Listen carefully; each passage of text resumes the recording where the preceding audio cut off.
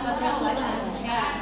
Sebelum kita memulai ke bab hijrah sahabat Rasul ke Habasyah, kita akan menerangkan terlebih dahulu Nabi Muhammad yang Nabi Muhammad tidak usah terang-terangan. Karena ini sambungan saling terbagi. Dakwah Nabi Muhammad secara terang-terangan.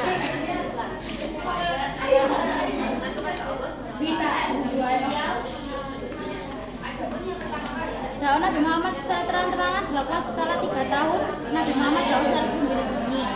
Nabi Muhammad berdakwah secara terang-terangan karena mendapatkan perintah dari Allah melalui surat Al-Hijr ayat 94 yang berbunyi fastabima ma'awin anil musyrikin, yang berarti maka sampaikanlah olehmu secara terang-terangan segala apa yang diperintahkan kepadamu dan berpalinglah dari orang-orang yang musyrik. Langkah pertama Nabi Muhammad dalam berdakwah secara terang-terangan adalah mengumpulkan para kerabat dan orang-orang terpandang dari kaum musyrikin dalam jamuan makan.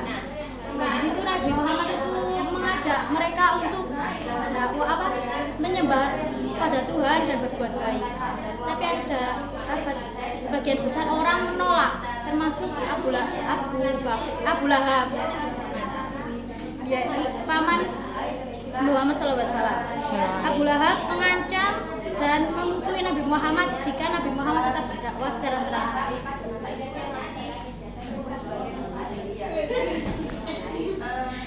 Nabi Muhammad tetap melakukan dakwah secara terang-terangan walaupun banyak orang yang mengancam dan hanya memusuhi Nabi Muhammad. Contohnya Abu Lahab pernah suatu hari Abu Lahab meletakkan kotoran di atas punggung Nabi Muhammad karena Nabi Muhammad sholat, dan Abu Lahab pernah meletakkan duri di sepanjang jalan Nabi Muhammad karena Abu Lahab berpikir bahwa Nabi Muhammad jika melihat jalan tersebut beliau akan merasakan sakit dan tidak jadi untuk sholat. Selanjutnya dari ancaman para penguasa Mekah.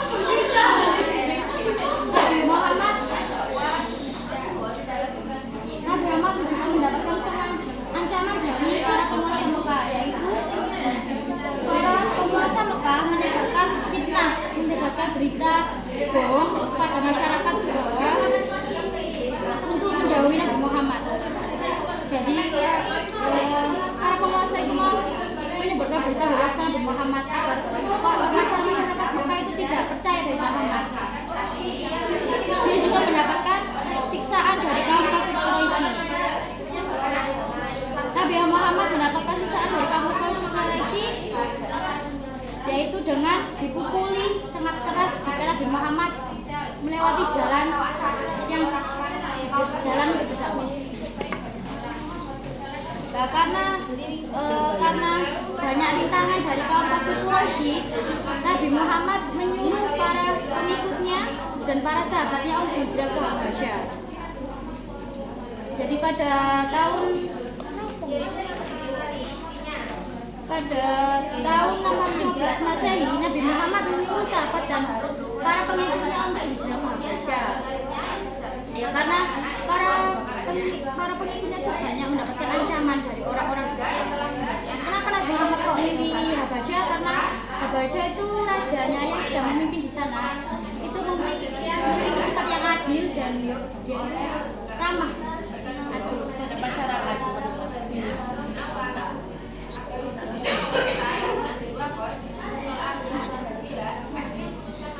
Akhirnya Nabi Muhammad menyuruh mereka semua untuk hijrah ke Habasyah.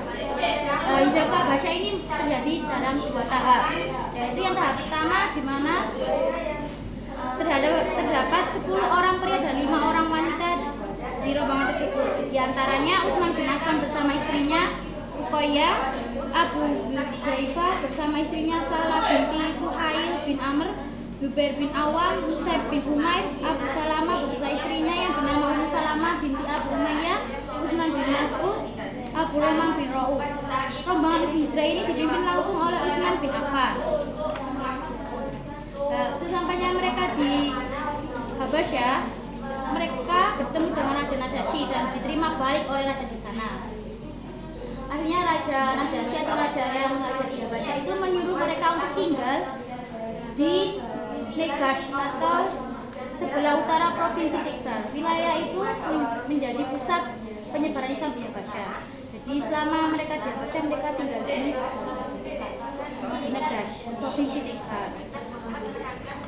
Tapi setelah 3 bulan menetap di Habasya, mereka mendapatkan kabar bahwa orang-orang yang berada di Mekah atau orang-orang kafir Quraisy itu sudah tunduk kepada Nabi Muhammad. Jadi mereka memutuskan untuk kembali. Jadi mereka kembali setelah 3 bulan berada di Habasya.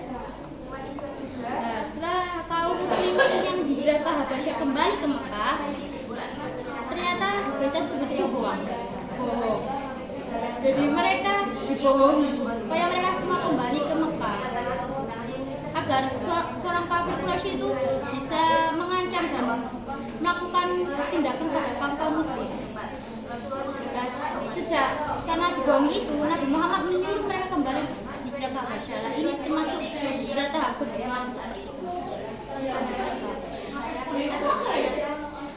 Karena kafir Quraisy banyak melakukan ancaman dan tidak terpengaruh terhadap kaum muslim. Akhirnya kaum kafir Quraisy membuat undang-undang pemboikotan terhadap keluarga Bani Hashim dan Bani Muthalib serta semua pengikut Nabi Muhammad, yaitu diantaranya dilarang menikah dengan orang kaum kafir Quraisy dan juga tempat tinggal mereka diasingkan dan mereka dijaga oleh kaum kafir Quraisy. Setelah kaum kafir Quraisy kembali ke Habasya, kaum kafir Quraisy mengutus 2 utusan untuk bertemu dengan Raja Habasya. Tujuannya untuk mengusir kaum muslimin dari kota Habasya. Nah, utusan tersebut adalah Amir bin As dan Amr bin Walid. Sebelum Raja Najasyi menjawab kedua utusan kaum Quraisy tersebut, beliau meminta pertimbangan kepada wakil kaum muslim yaitu Ja'far bin Abi Thalib, dan kaum Bani Quraisy menolak permintaan dari kaum kafir Quraisy tersebut. Akhirnya kaum muslim tetap diperbolehkan tinggal di negara Habasya dan ada juga yang kembali ke saya jelaskan. Apakah ada yang bertanya? Jadi saya akan memberikan pertanyaan pada kalian. Carilah informasi yang lebih banyak tentang kegagalan Nabi Muhammad SAW dalam berdakwah. Nabi Muhammad kan mendapatkan ancaman dari banyak orang ya. Nah, apa yang dilakukan Nabi Muhammad saat mendapatkan ancaman tersebut? Itu saya mau menjawab. Nabi Muhammad itu memilih hijrah dan tidak membalas kafir Quraisy. Dan jelasnya itu Nabi Muhammad itu kan dikasih duri, Sepanjang jalan dimusuhi. Nabi Muhammad itu tidak membalasnya, tapi memilih untuk berhijrah. Ya sudah, asik dan jawabannya. Dan ada yang mau bertanya lagi mungkin? Ada yang mau nambahi?